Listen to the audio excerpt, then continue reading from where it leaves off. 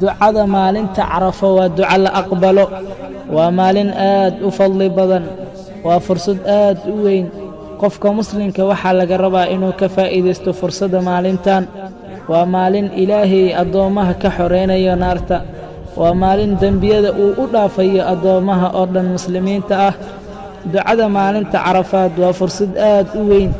waxa kugu haboon inaad Ilaahay dambi dhaaf weydiisato sidoo kale haddii aad ducaysato adigoo sooman ducadaada waxay u dhowdahay in laga aqbalo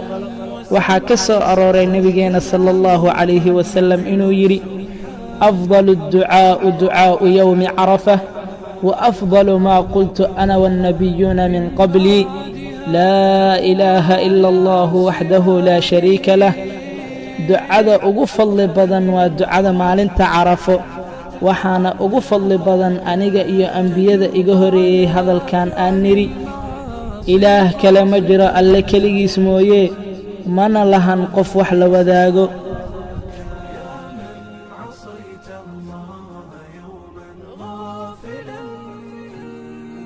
فنسيت أن